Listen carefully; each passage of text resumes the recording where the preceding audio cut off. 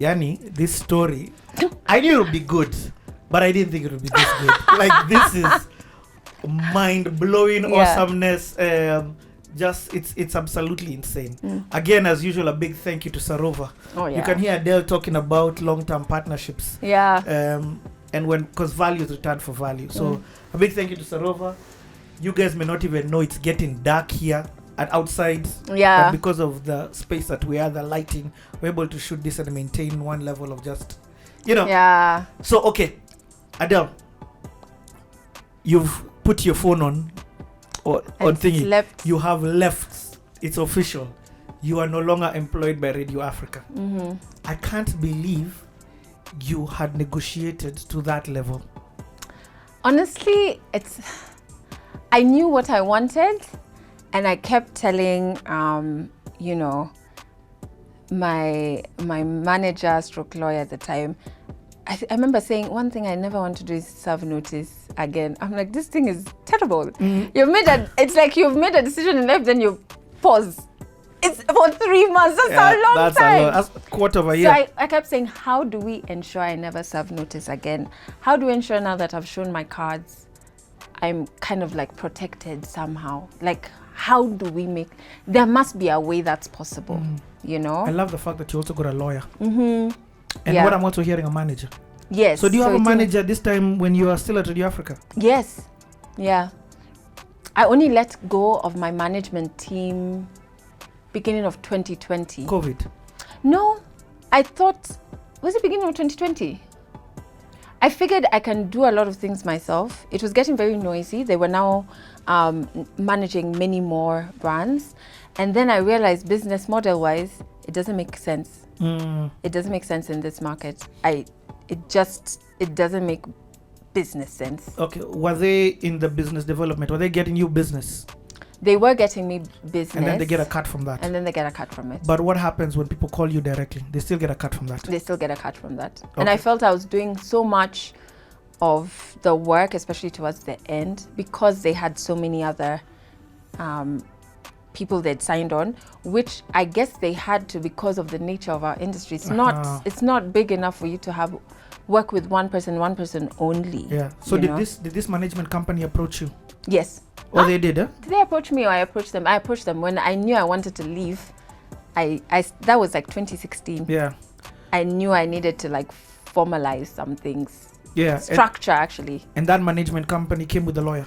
Yeah, he was a lawyer. Okay. The manager himself was a lawyer. Okay. The main founder was a lawyer. So what other elements were in that team that you got? It was I think they were like I would say startup phase, because it was just legal, somebody to kind of like work in terms of inception of ideas, although I think I was a special brand at that point because I knew exactly what I wanted to do. So it wasn't like you're sitting down to be like, now, what do you feel like? I knew, and then someone to work with you on the day-to-day. And so initially I was the only person. Then they added on more people, and it became, I couldn't understand the value. Okay. And business-wise, it just, you can't understand the value. It wasn't mathing. It wasn't mathing. So, and then, after you leave a big conglomerate, like Radio Africa, you're like, I can leave anything. That's crazy. Yeah, so, and it was nice because now it was silent. And I had the space to just create, like 100%, lose myself. And to be quite frank, as much as we formalized me leaving in 2020, I think I was already distancing myself from towards the end of 2019. Okay. Yeah. So I was doing a lot by myself anyways. I mean, because you eat what you kill. Now you're the one who goes hunting. And now there's no salo at the end of the month. But there's 2 years worth of supply. But you can't dig into those. Yeah, that's never the plan, man. In fact, it's to add on to that. Yeah. So, I mean, when I hear this story, I can understand the investment that you're putting with this whole team that even today that you've come with. Do you get what I mean? You've understood what you're good at and what you're best at, or where you should be focusing. And if it means that you have to pay other people to come and help you be this brand that you've seen, by all means, you're going to do it. Yeah. And that also, in doing that, knowing that you have these expenses that have to be catered for every time you're doing this kind of engagements, it therefore makes you know my value is not going to, I can't ask for less than I'm paying. Because then you're running on a loss. Yep. And hey, we're Kikuyus, man. This Dude, as my mom always suspected. I baptize you in Jerry. I claim it. Hey. I'm laughing at my own jokes. Yeah.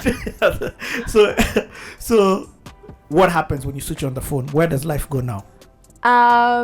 First I party. I can't even lie to you. Sherehe. They did reach out to you, not reached out to you. Of course people called. Yeah. I think Caroline didn't even know I was going to do that Friday. And to be quite frank, I don't think Thursday ended with me knowing I was going to do that Friday. Okay. It's just Friday. I was like, what the heck are you doing, sis? Mbona unajiwaste, you know? So Beyonce this thing, man. Yeah, you made. Do you remember the German girl, pink and crying? Surely, Onaha. So I called. No, Caroline called me. She completely got it. She was like, I understand the world is calling you and you've got to answer. So do what you got to do. My boss at the time, I remember now when I looked at my phone, James, I'm sorry, James. He was like, just pick your phone. And I share this story now because it's, you know, there's so much secrecy around the media industry and how things operate. Nothing paints anyone in a bad light. We're all humans, you know. We're all trying to get the best for We're all for humans. ourselves and our families. And growing and evolving. And please note, at this time, I've already started my podcast, So I launched Legally Clueless in March 2019, and I left in May. So even my final hours, my final weeks at Radio Africa, or final months, I was already doing my podcast. And were they giving you those slots? No. Okay. So now I was doing it by myself, okay. uko nje, and just like crossing my fingers because really I didn't have a contract per se, so I could get away with, because if you looked at it, that was really competition. You know, what are you doing? It's conflict of interest, kiasi, but I didn't have a contract per se. Everything was in limbo. Everything was in limbo. So I'd already launched my podcast, and even how I got the name, I cry a lot. In fact, I'm very shocked I've not cried here, even when I was talking about my mom. It must be I don't want my lashes to fall out. But I saw some balancing. You saw? I saw that. I looked, I was like, oh man, Daryl. Remember I told you about the tissues? It's the lashes. I'm just like, they even asked we've got our secret code. Our secret code is like, yeah.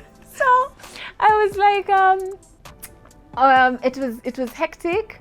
My fundi, remember I told you I was constructing our home office recording space. My fundi was done, probably the first fundi to ever finish when they said they were going to finish.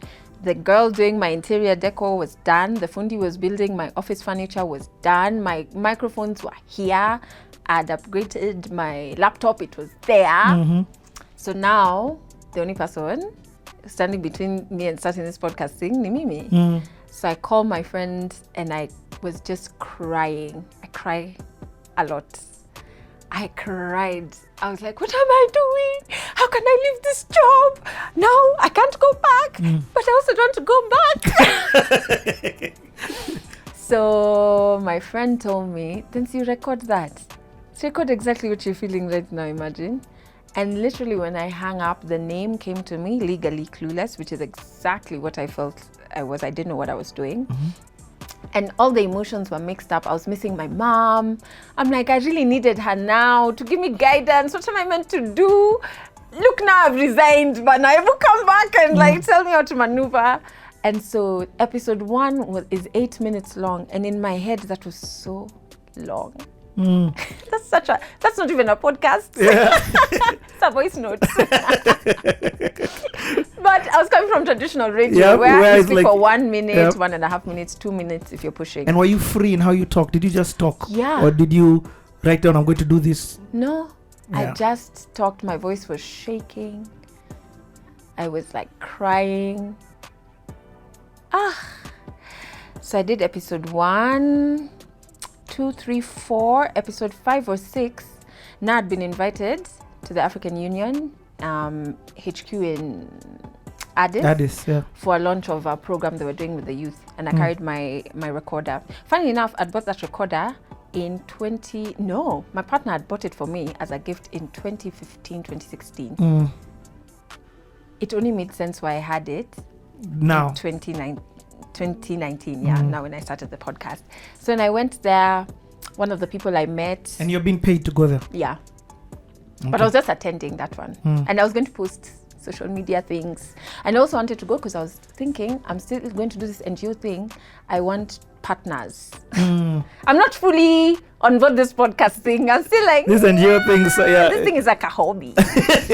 So then I go there, I meet this amazing South African guy called Lekile.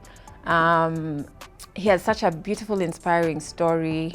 And he quit his job, started working with the AU.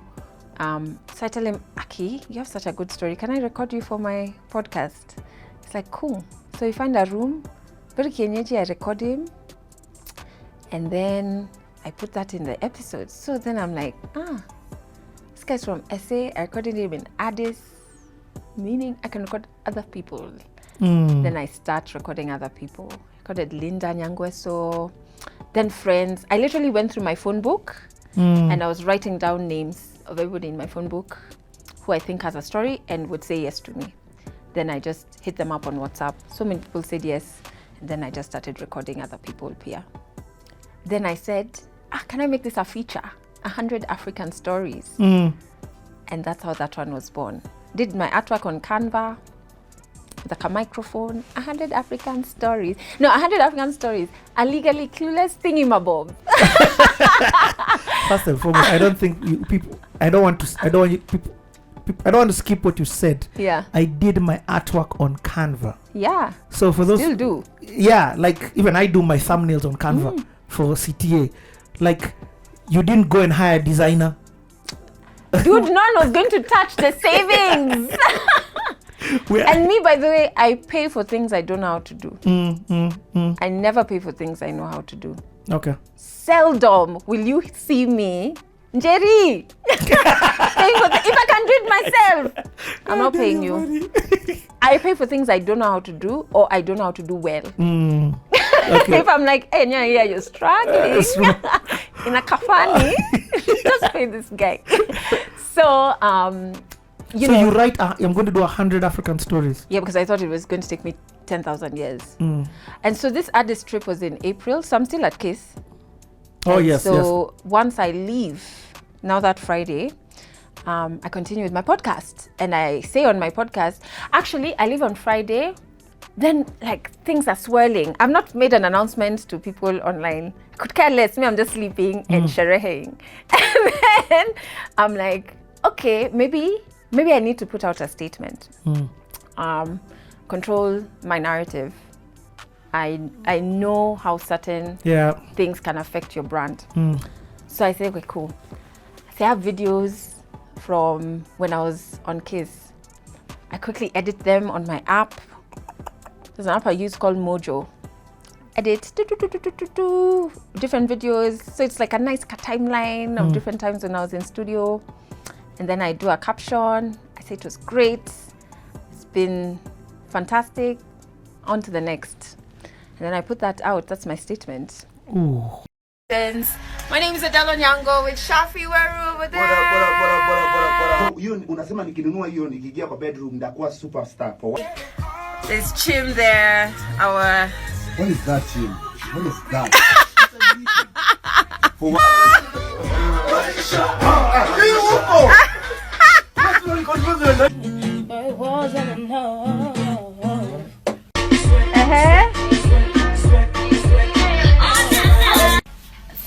Past 9 right here in Kiss FM Breakfast with the Stars here with Adelle Onyango and Shafi Weru, and the star that is Mr. Easy has just walked into the studio. I never play with the gas. I never play with the gas.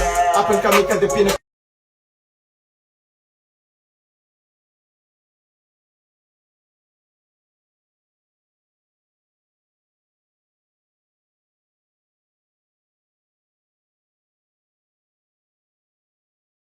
And so that goes out on Saturday or Sunday. And then Now they're sure she's gone. now I'm gone. Bruv, I'm gone. How was that? That was officially announcing. So how was pressing that for you, or putting that out? Imagine I was cool. Okay. I was so relaxed. Fuck, I was wondering, that chick who was waking up puking, what was her deal? Oh, she's so scared. Yeah. So I do that. I continue with my podcast. 2019, what did? So in 2018, I mentioned I went for goalkeepers. Explain what goalkeepers is. So the Gates Foundation have